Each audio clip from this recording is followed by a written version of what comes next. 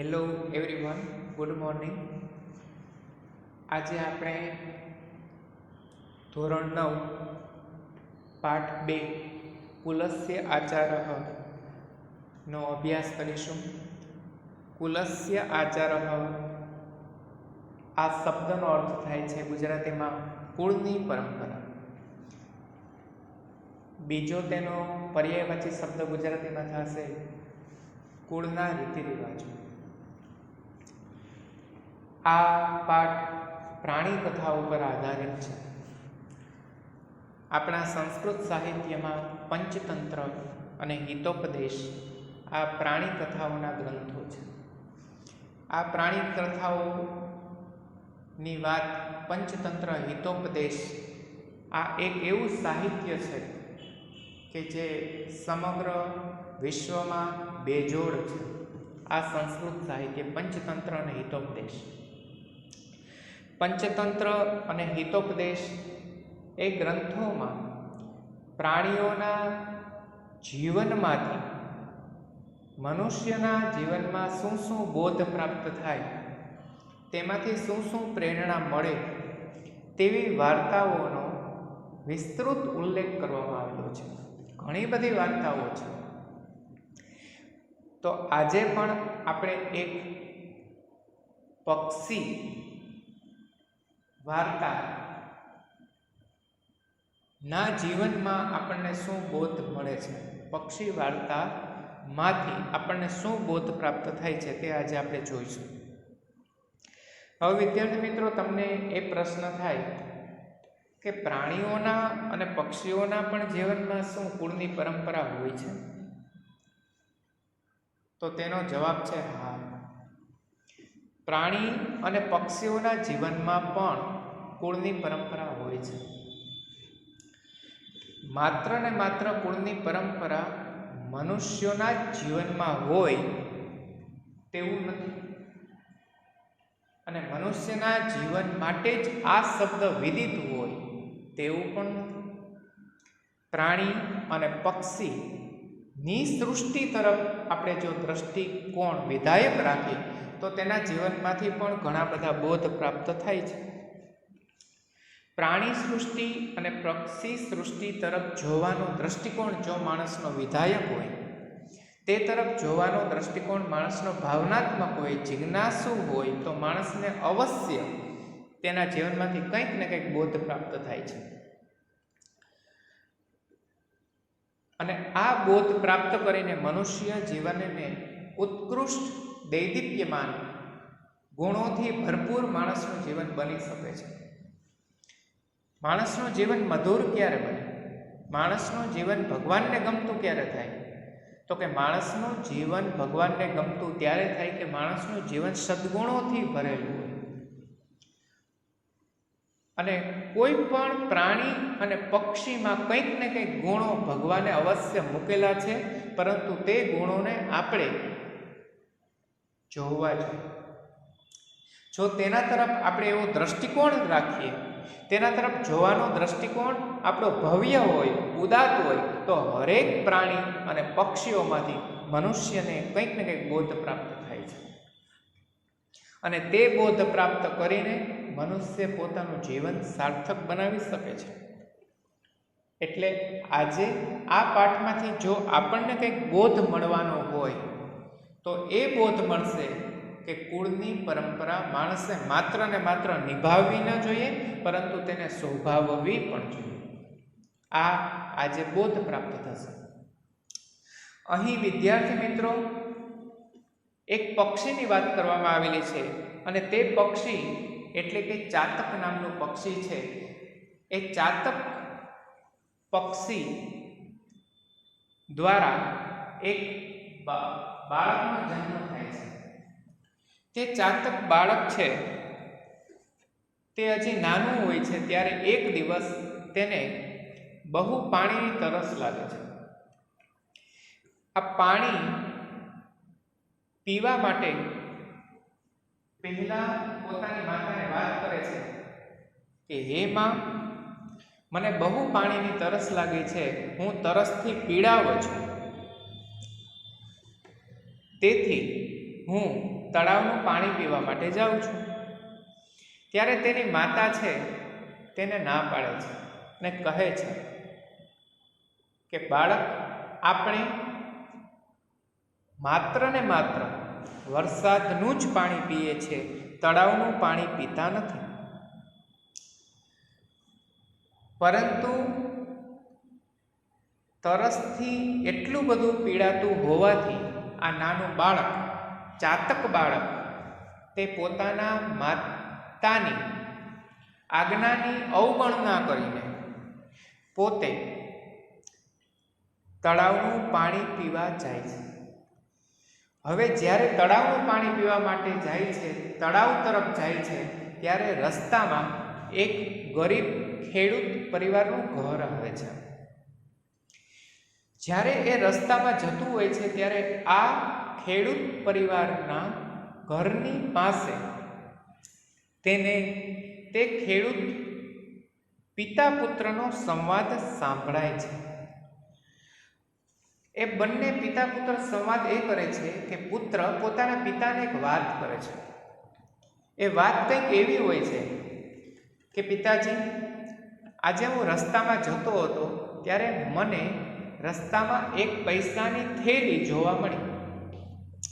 એ પૈસાની થેલી લેવા માટે જ્યારે મેં હાથ ફેલાવ્યો ત્યારે મને આપણા કુળની પરંપરાની યાદ આવી, કુળના રિવાજની યાદ આવી કે ક્યારેય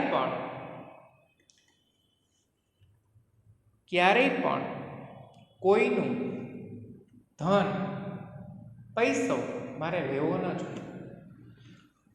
કોઈ પણ મળેલી વસ્તુ મારી નથી, તેથી મારે તેને લેવી ન જોઈએ. આ આપણી પરંપરાની મને યાદ આવી કે પૈસાની થેલી મારી નથી, મારા હકની નથી, મારા પરસેવાની નથી, તેથી મારે તે થેલી લેવા માટે પણ નીચે નમવું ન જોઈએ. આ આપણા કુળની પરંપરા અને આ કુળનો રિવાજ, તેનો મને યાદ આવ્યો. તેટલા માટે મેં ધનની થેલીને, પૈસાની થેલીને મેં સ્પર્શ કર્યો નહીં.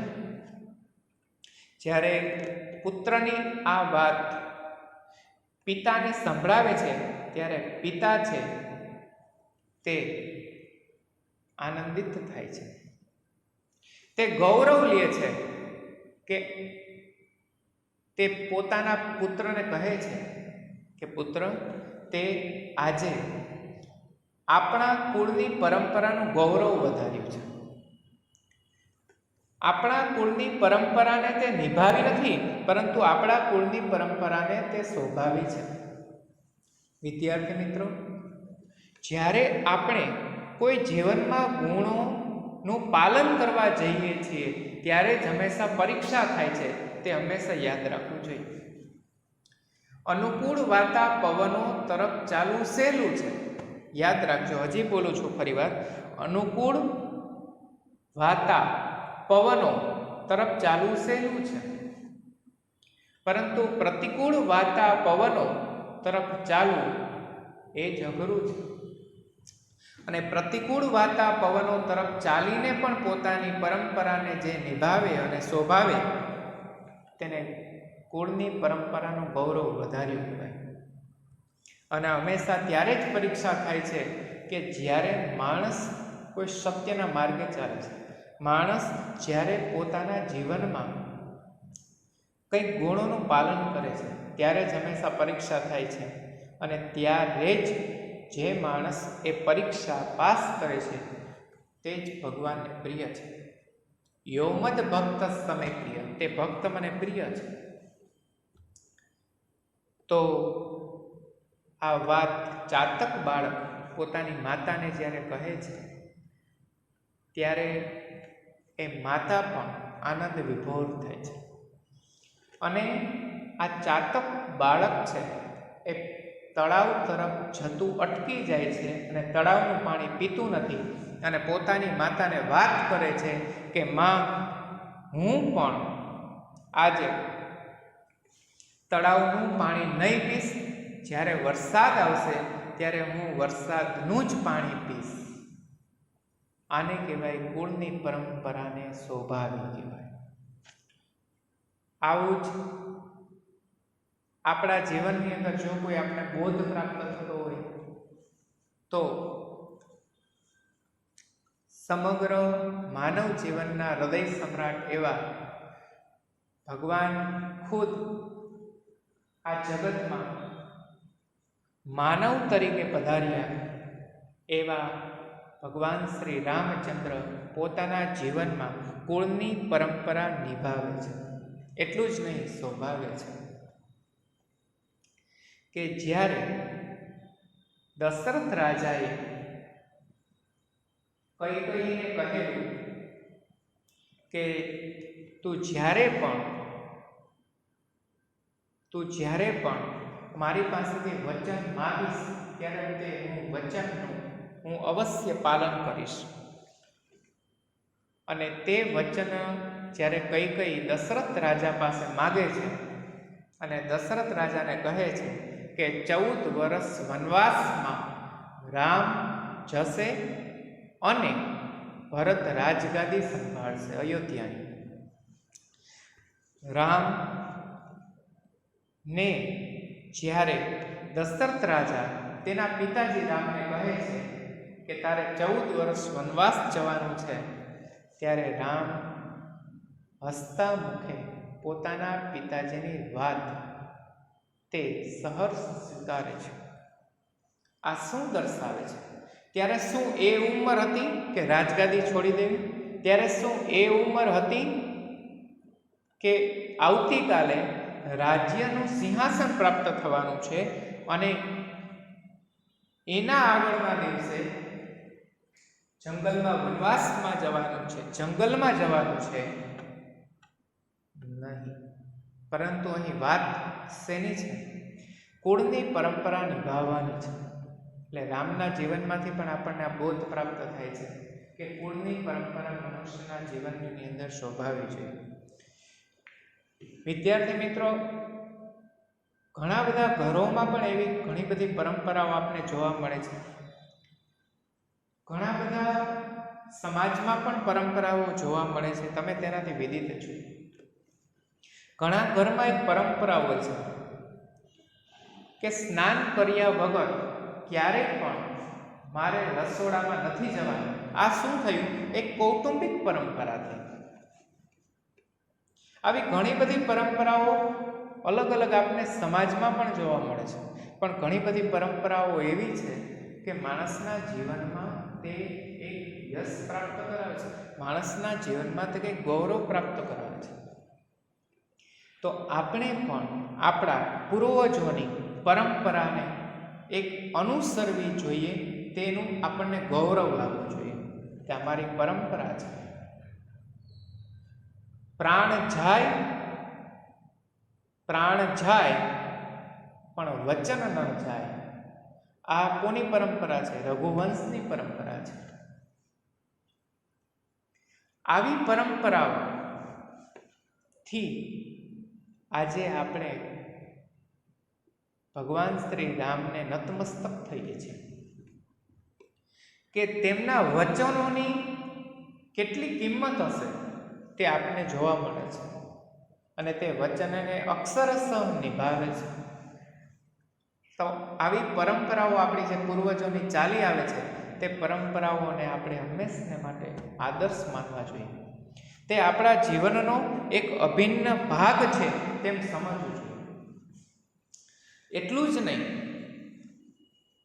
ઘણી બધી પરંપરાઓ તો એવી છે વિદ્યાર્થી મિત્રો જે આજે પણ આપણને જોવા મળે છે. ઘણા બધા ધર્મોની પણ પરંપરા હોય છે, કૌટુંબિક પરંપરા હોય છે, રાષ્ટ્રની પરંપરા હોય છે. તે પરંપરાઓ આજે આપણે જોઈએ છીએ. આજે પણ સાબરમતી આશ્રમમાં પ્રાર્થના થાય છે. તે પ્રાર્થના કરવા પાછળનું કારણ શું? તો કે તે સાબરમતી આશ્રમની પરંપરા છે અને તે પરંપરાથી માણસને ગૌરવ પ્રાપ્ત થાય છે. તો આવી ઘણી બધી પરંપરાઓ છે તે આજે જોવા મળે છે. મહાત્મા ગાંધીજી છે તે પોતે ગમે તેટલા વ્યસ્ત હોય છતાં પણ પોતે નિયમિત પ્રાર્થના કરતા. તો આજે પણ સાબરમતી આશ્રમમાં પ્રાર્થના થતી રહેલી જોવા મળે છે. આ શું છે તો કે પરંપરા છે. આજે આપણે કોઈના ઘરોમાં જઈએ છીએ તો આજે કોઈના પણ ઘરોમાં જઈએ છીએ તો ત્યાં ઉંબરે આપણે સાથીઓ જોઈએ છીએ. તે સાથીઓ શું છે તો કે કૌટુંબની પરંપરા છે. ઉંબરા પૂજન આ શું છે? કુટુંબની પરંપરા છે. તો આજે ઘણી બધી આ પરંપરાઓ આપણને જોવા મળે છે. બરાબર. તો આવી પરંપરાઓ આપણા જીવનમાં નિભાવીએ. એનાથી આગળનું સ્ટેપ જો વિદ્યાર્થી મિત્રો હોય તો તે છે સ્વભાવો. નિભાવીએ તો છીએ જ, પણ તેનાથી આગળનું સ્ટેપ હોય તો તે છે સ્વભાવો. કે મારા પૂર્વજો ના રસ્તે મારે ચાલવું જોઈએ, તે એક મારું કર્તવ્ય છે એમ માણસે સમજવું જોઈએ. તે મને લાદવામાં આવેલું છે તેવું માણસને લાગવું ન જોઈએ. હા, હું એટલું વાત તમને આજે જરૂર કહેવા જઈશ કે જે પરંપરાઓ જો અંધશ્રદ્ધાયુક્ત હોય તો તે પરંપરાઓ